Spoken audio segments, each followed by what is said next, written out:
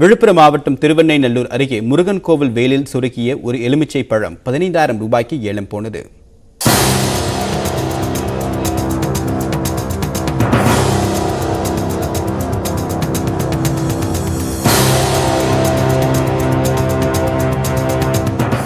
விழுப்புரம் மாவட்டம் திருவெண்ணைநல்லூர் அருகே உள்ள ஒட்டநந்தல் கிராமத்தில் இரட்டை குன்றின் மீது ரத்னவேல் முருகன் கோயில் அமைந்துள்ளது.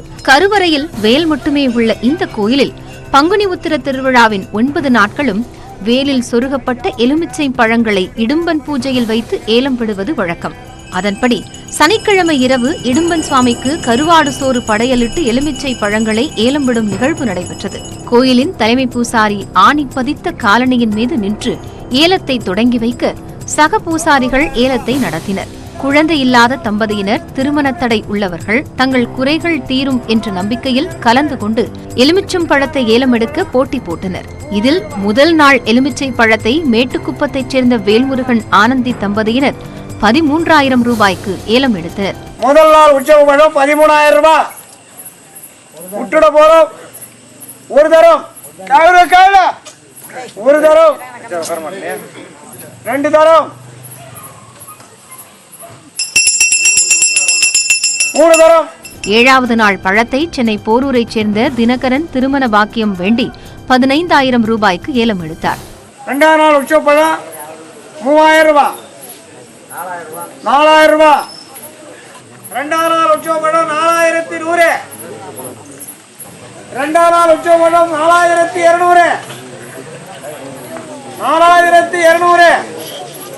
எலுமிச்சை பழத்தை ஏலம் எடுத்தவர்கள் உடலில் தண்ணீரை ஊற்றிக்கொண்டு பூசாரி முன்பு மண்டியிட்டு பழத்தினை பயபக்தியுடன் பெற்றுக் கொண்டனர்.